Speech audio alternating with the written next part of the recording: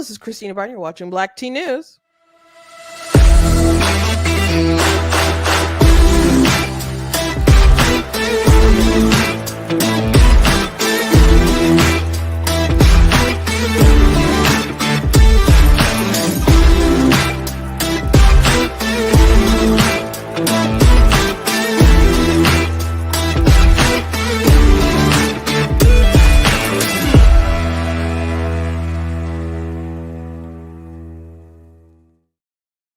Hello. Welcome to Black Tea News. I'm your host, Christina Barr, and today we're going to be talking about this viral video. It went viral a couple days ago, but it's of this man who's on a hospital bed and he's handed a child, and apparently he's ordered one and built one, designed one, or whatever from surrogacy. And so I want to talk about that subject, and there's people who feel all kinds of different ways about it, but I got to talk about this video. I got to talk about this video. So we'll be talking about that. Also, the possibility that some college campuses could possibly be defunded for not, I guess, properly executing Title VI. So we'll talk about that possibility. This snippet of an interview with presidential independent candidate who was asked about his position on abortion, which we talked about before, but this was kind of more of a straight answer. I mean, they talked about it at length with, Ben a bit, but this was kind of more on the nose. So, spoiler alert, all 9 months, I guess, which is pretty obviously radical and wacky. But anyway, before we jump into it, I'm going to encourage you guys to go to blacktnews.com, check out different content on website, articles, videos, etc. If you like what I do here, you can leave a donation at the website because it does cost to stream and run my website, all that stuff. So you guys can support, appreciate it. You guys can also give stars on YouTube, Facebook, and YouTube. You guys can do super chats. If you're watching later, you guys can do super thanks. You guys can also check out different merch available at the website that's for sale. And you guys can also check out other stuff that I do outside of Black Tea News. You guys know that I write, or if you've been following me for a while, you know that I write. And so I have several books that are out, 17. And today, the pre-order for my 18th book dropped. So let me share my screen really quick so I can pull this up so you guys can see the lovely cover here. So this is The Sea Witch. It's the sequel to my book, The Dark Mermaid. And if I could briefly explain The Dark Mermaid, let me just go to that page.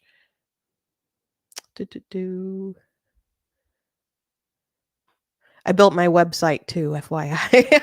I do all these things.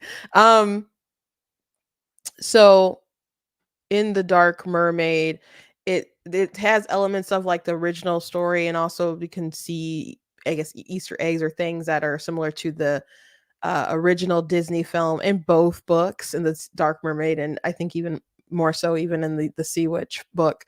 But Luna is a mermaid. The mermaids are not nice. They're more like evil kind of siren-y mermaids and stuff. And so her dad ends up exiling her when she's a little girl because she saved this human boy, Ian. And so he basically says, you have until X amount of time to kill him or else. And he exiles her. So she's alone in the waters, and which is not a safe place. So she ends up being alone for like a year. And then she, out of desperation, she sees the Sea Witch. And so they meet and they strike a deal. And so because Luna, she actually has magic in her and is able to use it and stuff, and is actually would be her father's true heir, but he doesn't like her because she's too soft. And so the Sea Witch agrees to keep her around, and she's going to teach her magic. She has to stay with her. So there's other kind of bargains and interest in why she wants her there. And so she raises her for a bit, and eventually Ian comes back into her life, and she has this proposition from her father that he still tries to force upon her, but she really, really does come to love Ian. So it's very complicated. So in the second book, this darkness that has been associated with her father and the sea witch. There's like an actual source of dark magic that is like an entity that is sentient, I guess, and it is after Luna, and she's been touched in a way by it, and so she's haunted by things that have happened to her family. She's haunted by her own potential, and she wants to live a normal human life with the love of her life, Ian. But he has a lot of darkness in him as well. Not the sentient darkness, but just like his life was not kind. After the world wasn't kind to him after his their initial meeting, because his parents died. That happened very early in the book, so I don't feel like it's a big spoiler. And so, because he was orphaned, the people who looked after him did not take care of him and used him, and he just had a rough life, and he kind of wants some revenge on some really bad people. So Luna agrees to want to play. She wants to play house with him, but she also wants to like help him kind of do his revenge fantasy. But it all kind of goes haywire because of some events that happened in the last book. So I don't want to spoil too much, but it's available online. So if you're interested in like the YA category, I don't have cursing in it. I don't have sex scenes. I don't even have like a fade to black in here. This is one of the tamest, I guess, of when it comes to that. But it's still very romantic. There's kissing and other things like that. But it is violent.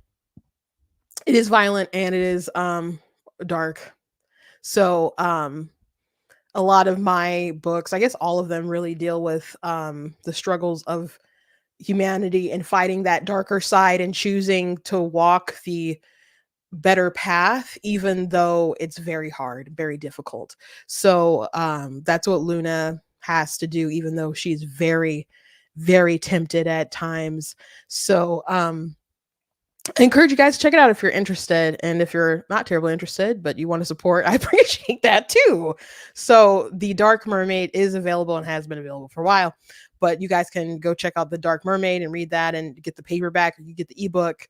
And if you're interested in Sea Witch, the Sea Witch is available for pre-order on Kindle, but the actual physical book will not be available until the 10th of next month, which is my birthday.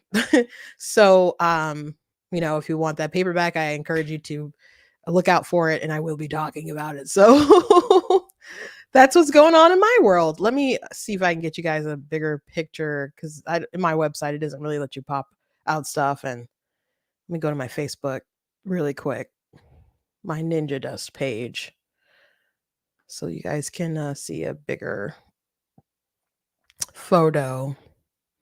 Or maybe I can just slides. Can I seeing if I pull up just an image, it'll just be in front of my face in the center. So it's best that I share my screen.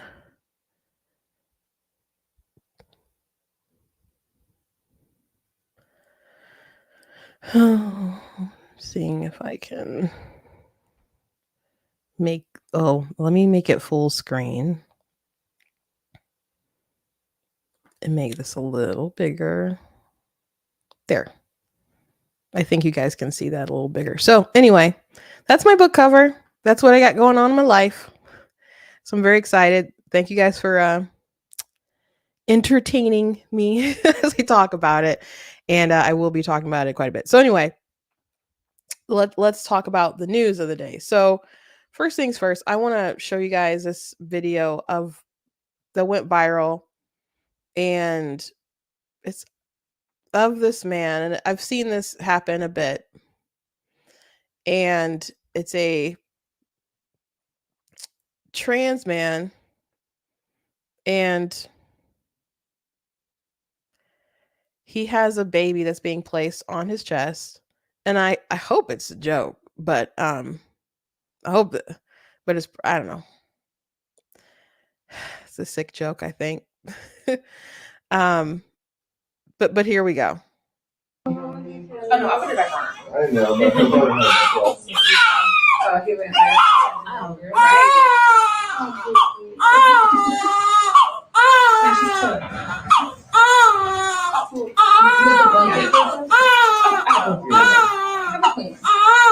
Here we go. Oh, there she goes. Oh, yeah. So cool. She's mad.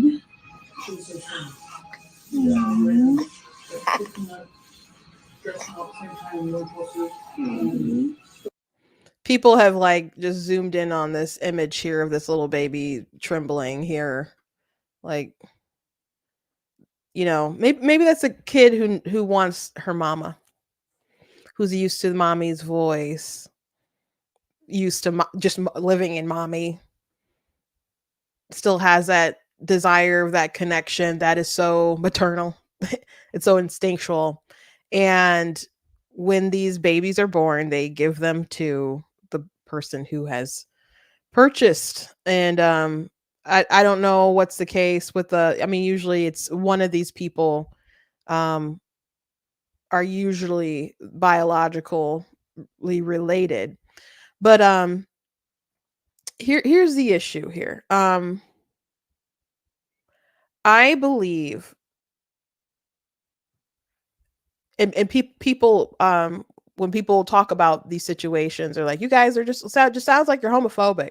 Chad Felix Green was complaining. Ali Stuckey talks about this topic a lot with surrogacy, and will point out these images that people place on the internet of these men in the bed. You didn't deliver the baby. What you doing in the bed? I've never really I've seen my sister in the hospital after she's delivered a baby. I never said, get out the bed, I need to take a selfie. That's never happened. It's never happened. Maybe I'm sitting in a chair holding her baby. Maybe I could be sitting at the edge of her bed holding her baby. But there's never been a moment where I was like, let me just lie in this hospital bed and do some skin to skin. But they do the skin to skin as a bonding mechanism and stuff. But again, these babies, they want their mommy. They want their mom. So my issue, because Allie will talk about the stuff, other people will talk about the stuff, and one day Chad Felix Green just kind of went on a huge rant about it, because maybe he feels that folks are just being homophobic about it. Whether it's 2 men, 2 women, 1 man, 1 woman, I don't care. I think that it is so cruel to build a child, to purposely build a child, and then design a life for them. So all of this is intentional. You are purposely designing a life for them to be without their mother or their father. We inherently come into this world, obviously, with 2 parents, a mom and a dad. Life happens. Maybe relationships don't work out. Maybe someone tragically dies. Maybe both parents die. And we don't always have a situation where you get to live that scenario where it's the mom and the dad and the child. I'm not saying that other sorts of ways in life where you try to maybe repair a situation are inherently evil. But when you are purposely depriving a child of their mother or father, I think that's pretty wrong. And I'm not saying that these people don't love love the children, or they won't come to love them or won't take care of them, but you can love a dog. You can love a cat. I love my laptop, but I wouldn't treat my laptop like I would treat a child. My laptop is a tool. My laptop is a product, and I love it. I have loved many laptops through the years. It allows me to do a lot of things. I get a lot of enjoyment out of them. It helps me fulfill a lot of dreams. But you don't treat products like they're people, and you don't treat people like they're products. And when children come into the world, They give you much joy. There's many things that you can get out of parenthood, but there's a lot that is required of you to sacrifice for them. And it is not appropriate to begin your relationship with your child purposely wronging them in such a profound manner. I'm not saying that people who are born out of situations like this aren't valuable and worthy of human dignity. Of course they are. I'm not saying they can't have good lives. I'm not saying that they can't have good relationships for whoever raises them, that one parent and that other person, or if anyone is related to them at all. I'm not saying that. I'm not saying that. But that doesn't mean that something wasn't deliberately done to you that was wrong. You can have a child that you have surgery on and remove their arm for some godforsaken reason, and they come out and they live a wonderful life with one arm. And you can love them. And they can forge amazing relationship, whatever. But that doesn't mean that you didn't start the beginning of that child's life wronging them in a profound way. And maybe people think this is an exaggeration or it's not that big of a deal. You have to explain why a mother isn't that big of a deal, why they're so easily replaceable. Not all mothers are good. Not all women make good mothers. And you can say, well, he sold the sperm, or she sold the eggs, and the person was a surrogate. Everybody agrees to it. It's all consensual. This is about the child. When children come into the picture, you do what's best for them. You do what's best for them. And we are doing things that are best for, I don't know if they're best for the adult. They're things that the adult wants to do. But you don't shop around for children like they're handbags and like they're Build-A-Bears. And like, oh, this egg donor did this egg donor did that, and then you get a separate womb to divide as much legal claim as you possibly can to this child. Then you look at your embryos and you start saying, oh, we're not going to use this one, this one's not perfect, this one's not perfect, we're going to use this one. Maybe the rest are frozen, maybe the rest are tossed out, maybe the rest are donated to science. And all those embryos, by the way, are alive, all in this goal of designing this child that you want. And then you decide that you are sufficient enough to justify them not having their actual mother, their actual father. And again, you could say, well, they weren't going to be good parents anyway because they sold them or whatever. Or sold their eggs and agreed to it. Okay, but the child didn't exist until you made them. They didn't exist until you made them. So you accepted that you were willing to do this wrong to them before you went forward with it. And then you can say it's not a big deal, but you have to explain to me why do you think the father isn't a big deal? Why do you think the father is worth replacing? Why do you think the mother is that irrelevant in the child's life that you can just give them to a man who believes he's a woman? You have to explain that to me. You have to explain that to me. I don't know why you would there's so many great single parents or what. I'm not saying people can't have an unconventional in the ways that we think life and have good lives and stuff. But I don't understand us purposely making life like that. I don't understand that. And we got, baby face here.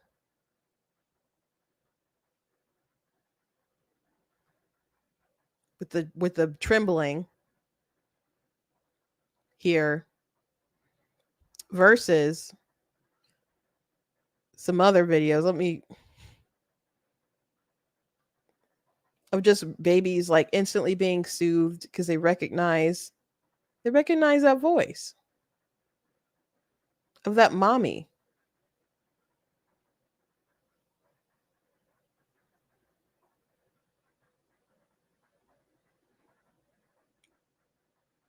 Trying to find the particular video that I have. I know I liked it.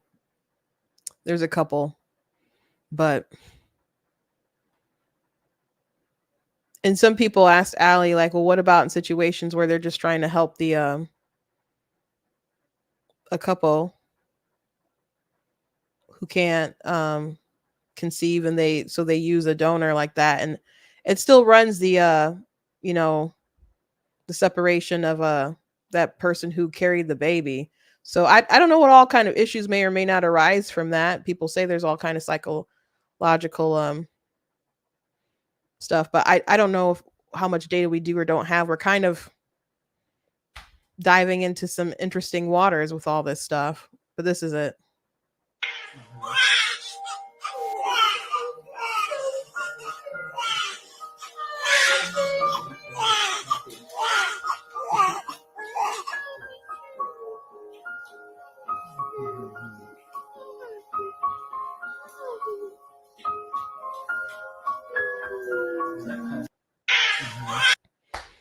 Just beautiful. Purposely creating children, as she's saying here, to remove them from their mother is not right. And I don't care who that offends. And again, you can make a really good argument or try to of why the moms are irrelevant here. Again, not all women that I'm not saying all women are good. Definitely not. Absolutely not. I'm not saying all women would be great mothers or cut out to be moms, should be moms. Nope. A lot of people can't get past their own stuff. You know, don't have those maternal instincts, don't want to discover those maternal instincts. If they had them, they would kill them anyway because they want to do their own, whatever reasons. Or, there's just women who I guess, aren't cut out. There's women who will never be pregnant. So I'm not saying that all moms or this mom or whatever is better than in any situation, but mothers in general are parentage.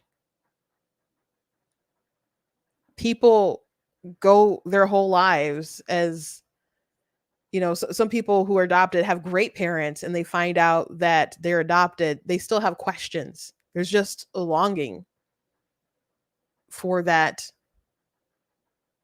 connection, for that genetic connection, regardless of what you do. So we'll have some interesting families pretty soon.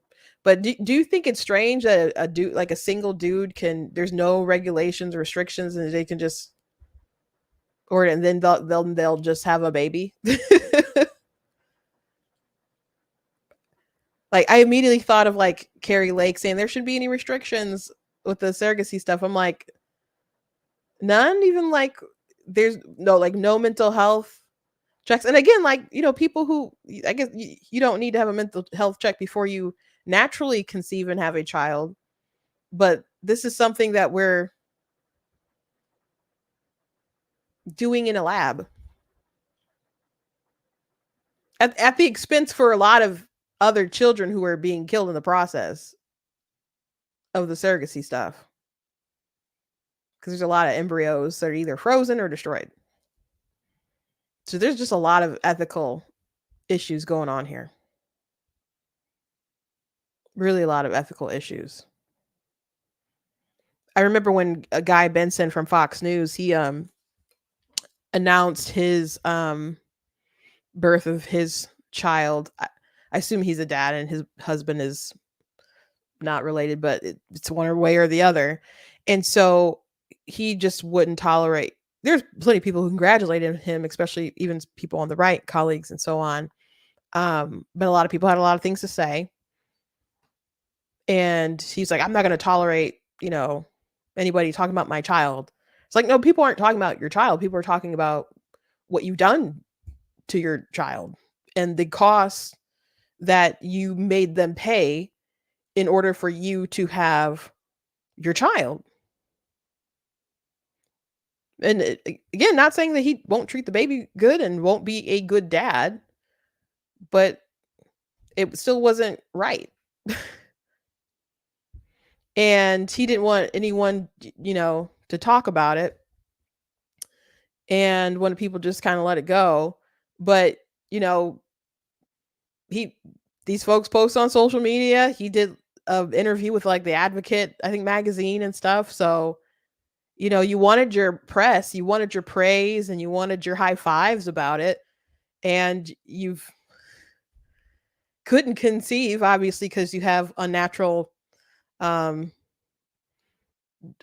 I don't know if I want to say it, unnatural desires, but desires that are not conducive to creation, and so you played God a bit with the science, and you designed a motherless life for this child.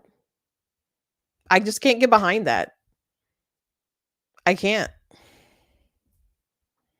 And again, if someone has a good explanation to why women are so disposable, that you feel that two men can just replace her, I think then you start colliding these ideologies until you can understand how, if women are that replaceable and there's not some kind of complementary nature to men are good here, women are good here, we're equal, but we bring different things to the table.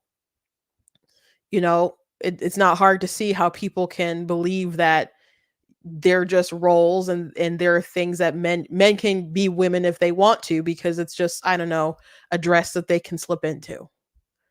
If there aren't significant things about men and women that we bring to the table, if it's so easy to replace a mom, why wouldn't it be so easy for Dylan Mulvaney to say, I'm a girl now? Let me do a music video about pill popping and pink and all this other kind of stuff. Anyway, I just something to think about, something I wanted to rant about. Something I needed to rant about.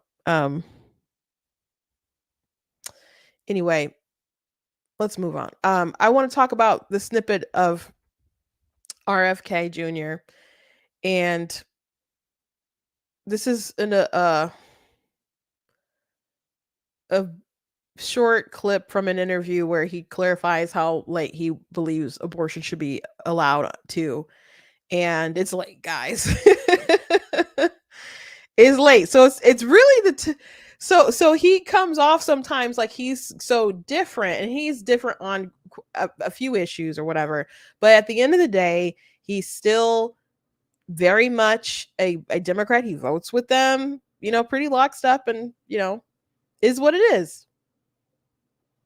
But so to leave, so in other words, keeping it as is with Roe versus Wade having been overturned and leaving it up to the states to determine if and when a woman can have an abortion? No, I wouldn't leave it to the states. You wouldn't, right? No, I would. You would say completely. It's up to the woman. My belief is we should leave it to the woman. We shouldn't have government involved, even if it's full term. Even if it's full term. Okay, and I think bad things. So, kudos to him for admitting that flat out. If you talk to many Democrats, they won't just say that. And so I guess he's got the courage, right?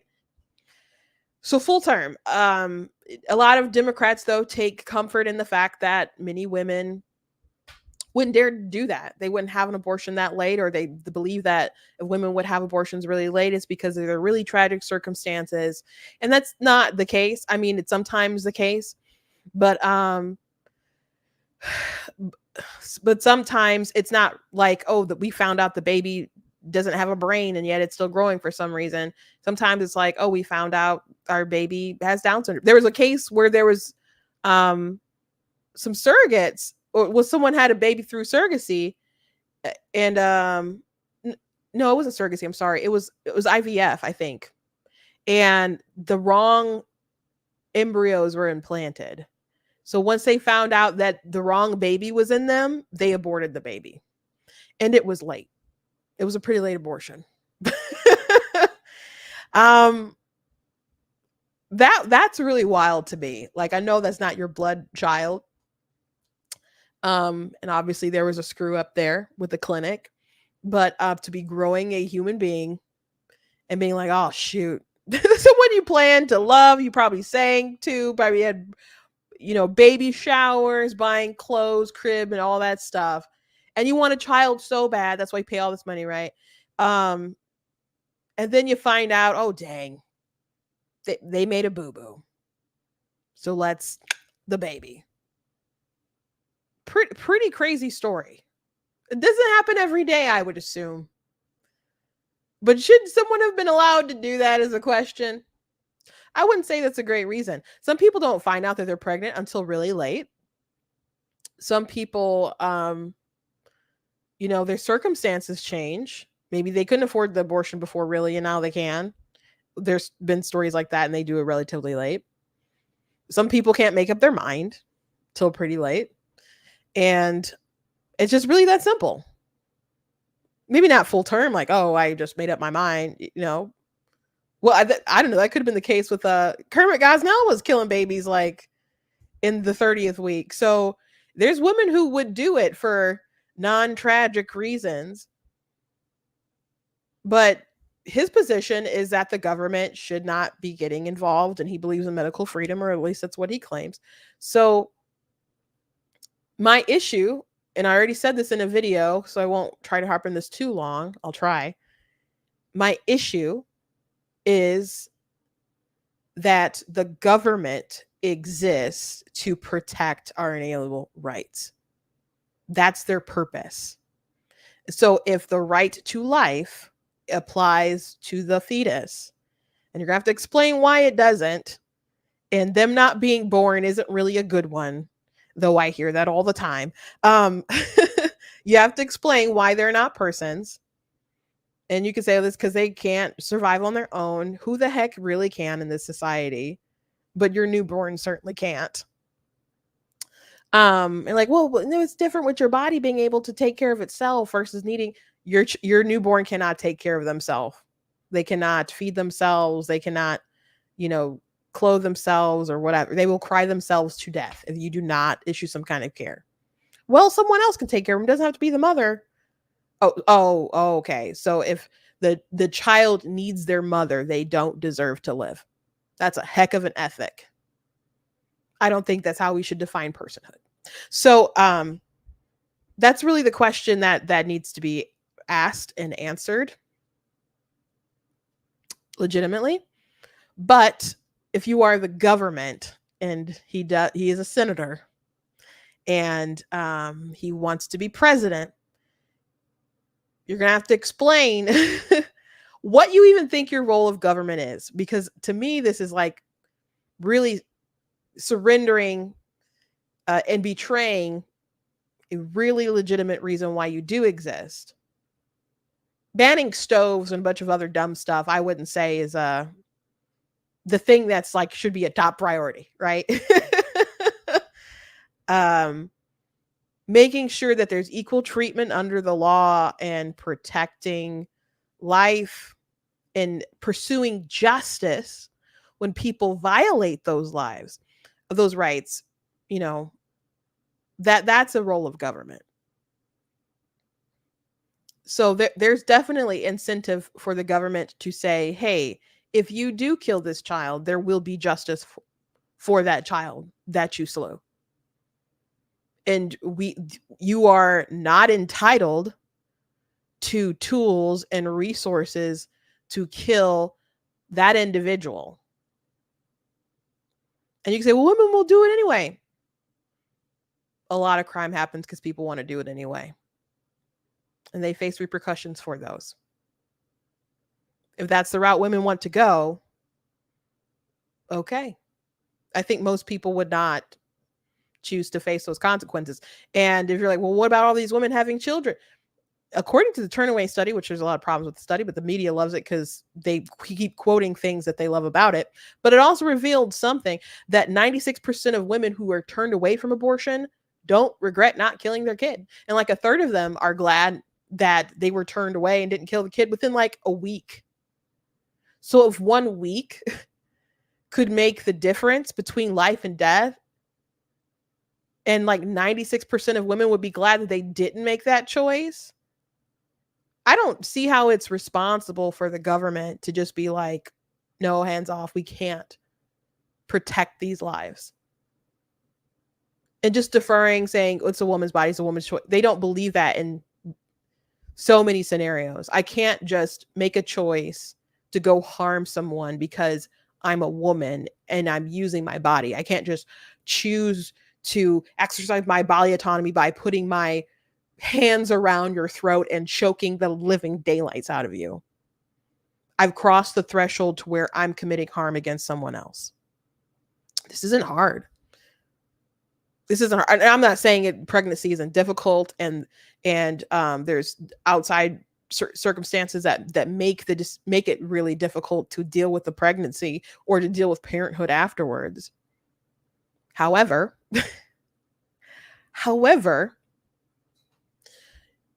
we don't just allow people to kill one another to solve problems and be like, well, you know what? You made a choice. We don't do that. So saying the full term as long as it's in you, that's crazy. That's crazy. Like Tim Pool will ask the question, and we watched a Tim Pool video about this topic earlier this week, but he doesn't understand folks on the left saying things like this, because he's just like, if the baby is viable and they can live, why kill it?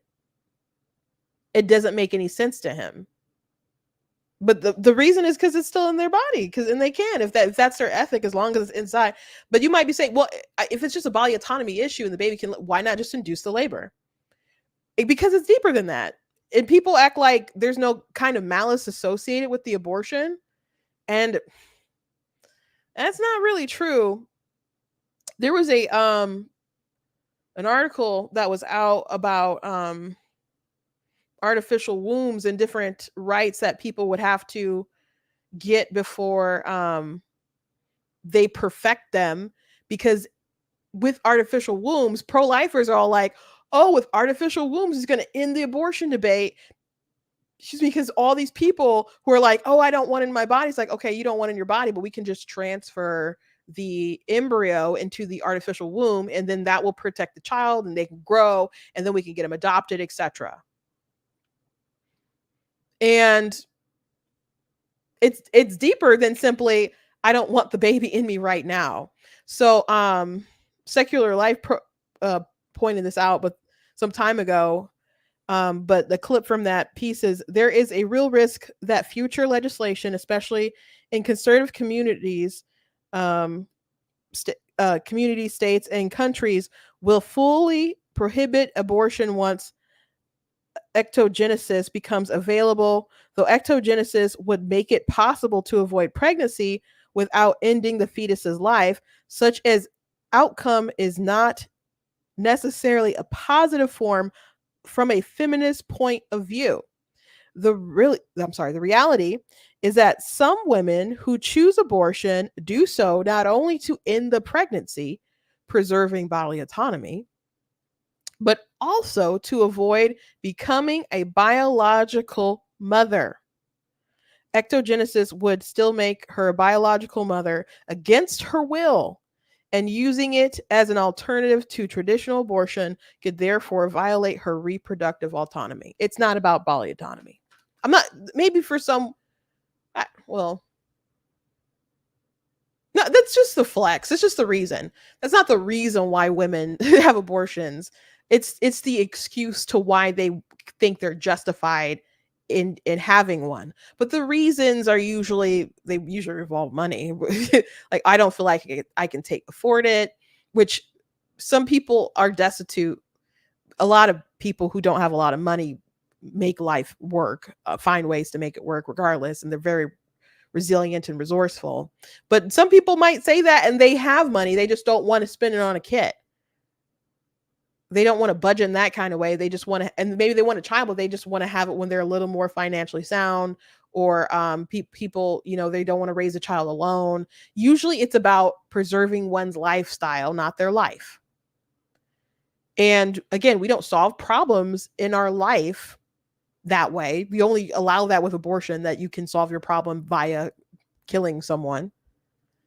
And the reason why we allow it and just, brush it under the rug is because it happens under, the mother's skin, her body, or whatever happens within her womb. So allow it full term, 9 months, viable baby, dinner.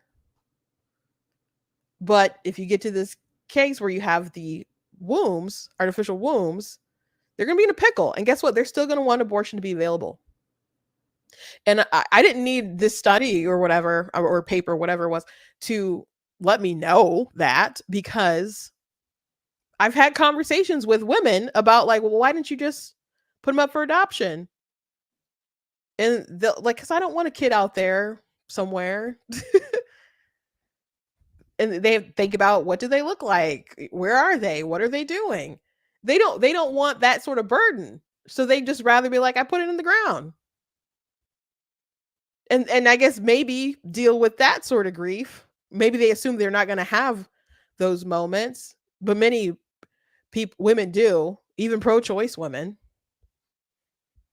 and hope they'll see the baby in heaven, or don't believe in an afterlife, or whatever. So it's really not about body autonomy. That is the shield. That is the shield. There's too many adults here that, like, once a baby comes into your life, once a child comes into the life, you are a parent at that point when you are pregnant and the baby's coming, as in it's developing and will be out of your womb one day. But you have to make a decision on what kind of parent you're going to be. Are you going to be the kind of parent that kills the kid for cash, or to improve your relationship status or your job status, or for a gold medal, for an Emmy, whatever?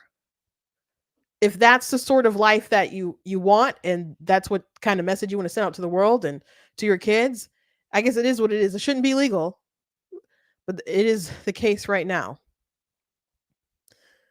But man, it's selfish.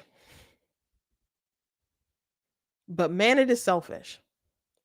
And on the flip side, people who decide to build children at the expense of other ones, again, dying. I'm not saying there's a impossible way to maybe do IVF in a more ethical manner, but the companies don't want to do it. Like, they're like maybe getting fertilizing one egg at the time or something. They don't want to take steps to make it better. And it'll probably be way more expensive, and it's already expensive. So I don't see it really moving in there's countries that do it more ethically than the US does. But I don't know how better it's going to get here.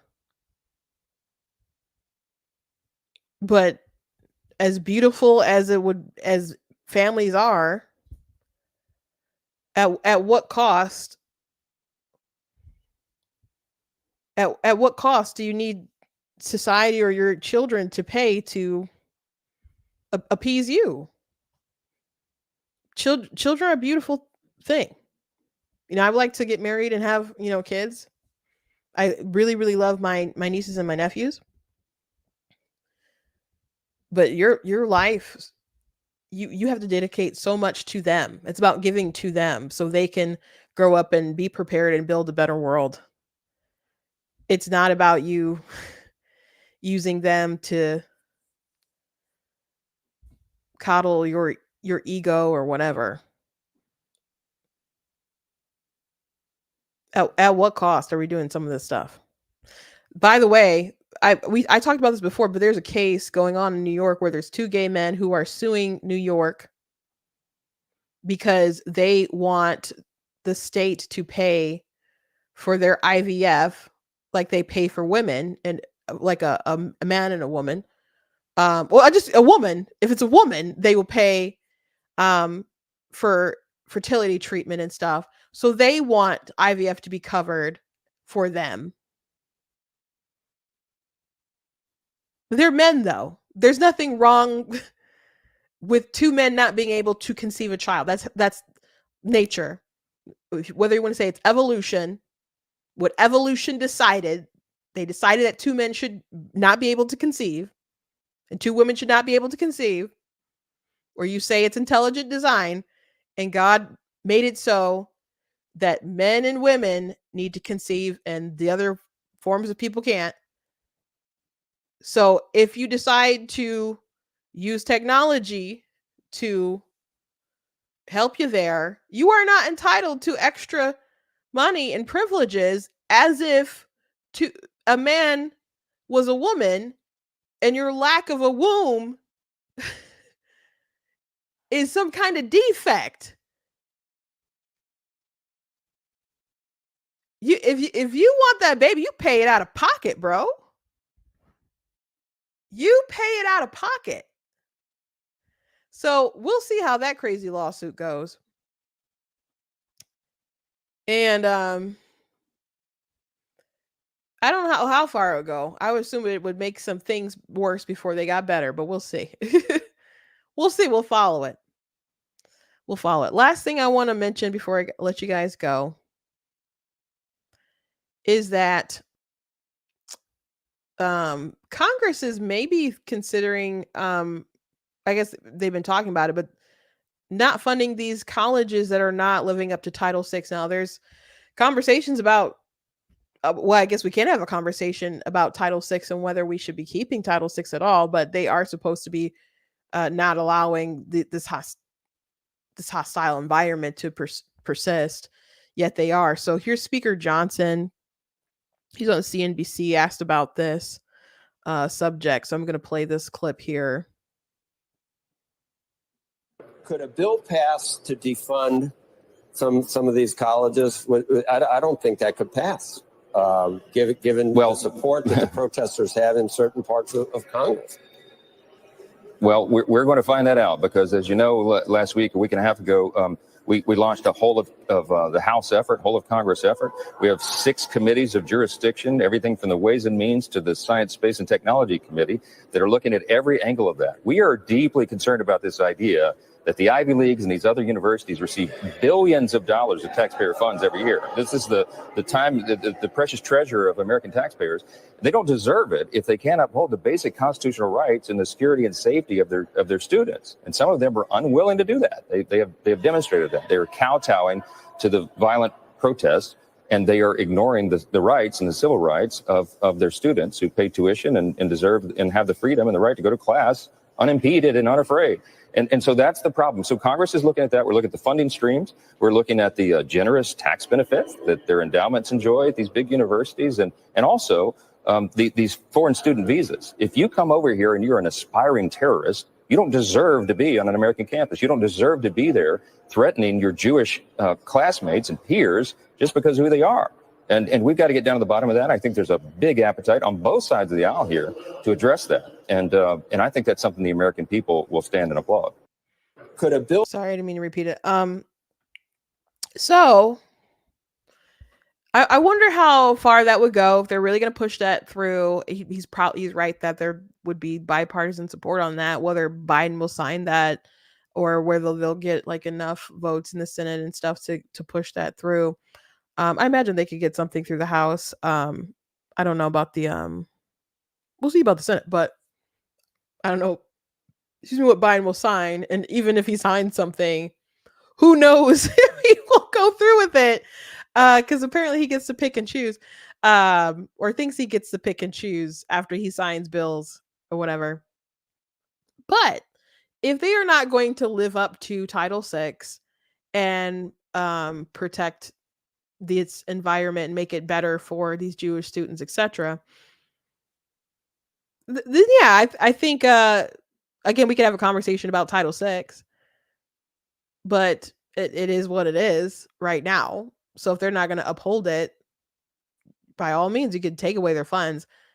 And if Joe Biden or other people want to cry bloody murder, recall that they are rewriting Title IX to include it with gender identity and stuff. So if a boy says he's a girl, then you better treat him like a girl. And if he wants to go in the locker room and play on the sports or whatever, then you better accommodate him. And they're going to be pulling funding, and they've been trying to do this basically since Biden got in office. And we'll see how hard they really push it. It'll probably be really bad if he won re-election. But if they're willing to strip money from institutions, which Obama tried to do that for like schools and stuff. I don't know about colleges, but high schools. It was a big deal back when he was president, but at least it was to me. I don't know how many people were paying attention. If they think that they can take money away over the trans stuff with Title IX, I don't see how this isn't fair game.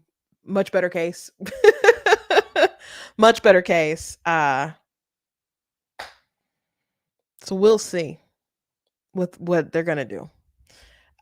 Some people are like, just let the colleges kind of burn to the ground. I don't know. I would I mean they've ruined their own institutions. They've opened their own Pandora's box. They're reaping what they have sown, etc. But there's people who just want to go get a good education and don't have dumb majors, and they really need a higher education.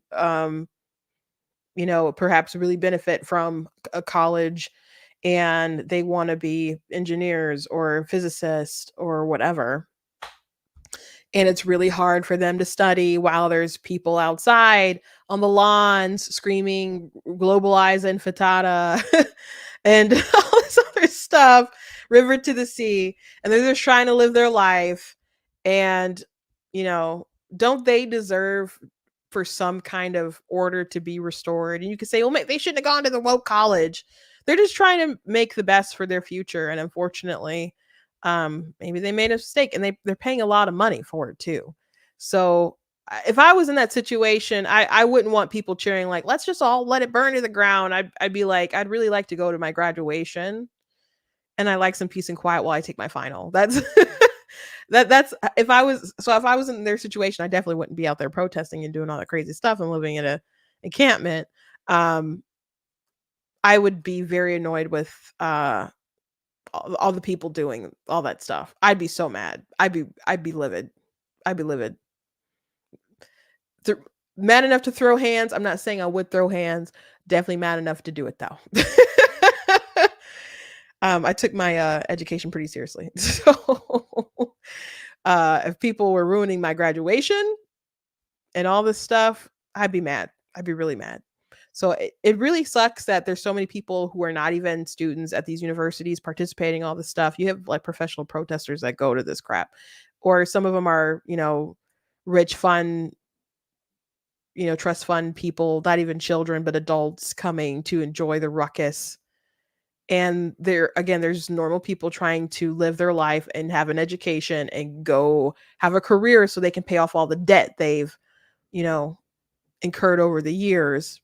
And we want them to pay their own debt and not have Biden cancel it. So, they got to do something, or I would want them to do something. I don't know what they are ultimately going to do.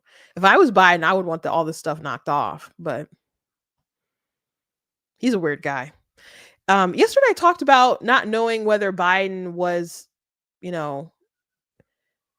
genuinely against Israel because there are other comments and stuff that he's made in the past, or if he's really, tailoring his ideas toward these really radicals in his base, and I started leaning more toward that maybe these are just kind of his actual like thoughts and opinions. But there's been other videos that people have been posting today of Biden defending Israel and their right to defend themselves, and in a way that he should be like doing now. So I guess I have to explore that, because I am really trying to figure that out. But I think ultimately the issue is that Biden doesn't have many convictions, and Trump is the same way. And as far as ideology and stuff, uh, but 'cause it'd be wrong to call Trump a conservative. And he says this, I'm more just common sense. Well, he does what makes sense to him, you know. But Biden will do things to score brownie points and get an advantage. And but it actually like sticking to your guns and having really strong beliefs. I don't know if he has a core sort of system. Still trying to kind of work that out as I observe this old man who's doing a lot of things that just don't make sense. Anyway, that's it. That's all the show for you guys today. I hope you guys enjoyed it. Please go to blacktnews.com, check out different content on the website, articles, videos, etc. If you like what I do here, please consider leaving a donation on the page if you can. If not, I understand. I posted a video of the subject we talked about yesterday with Biden and him saying that people have the money. And I woke up today and oh my gosh, I had like thousands of comments and hundreds of thousands of views on that video. And so many people were saying that they don't have money. They have to choose between groceries and medicine. There was a teacher who said that she has to donate plasma to be able to make ends meet. And so many people, and there are a couple people saying that no, we have to, what Biden is saying is that we have disposable income. I'm like, tell the people in my comments who are saying they don't have money that they have disposable income. And like, well, Joe Biden is just saying that we're paying, our dollar isn't going as far. I'm like, that's not exactly what he's saying. People have money. These people are saying they don't have money. And someone said, well, people are still going to fast food and ordering DoorDash. A lot of people who don't have money and don't spend their money wisely. And maybe that's a part of why they don't have money. But there are plenty of people beyond typical, I guess, lower income folks who don't have money or are really struggling and have to prioritize and cut back, including people who are kind of more in traditionally maybe in the middle class. People are hurting across the board, and they can keep trying to pretend like they can Jedi mind trick people into believing that we have a great economy and be like, well, I guess we should just vote for Joe because he said the polls are wrong about the economy, and I guess not as bad as it. I can't fill my fridge, and it cost me like $40 to buy a gallon of milk and some cereal, but that's an exaggeration. But Joe Biden, he said it's all good, and there was a poll in Michigan about consumer confidence. So you know what? We're just going to hold our nose and vote for the guy. It's not going to work like that. It's not going to work like that. Even if you don't know how to solve people's problems, a key thing in politics is to at least acknowledge them. At least acknowledge them. Don't misdirect. And definitely don't gaslight. It's not going to work out well for him. Anyway, thank you guys for watching. Enjoy your weekend. Be safe out there, and I'll see you Monday.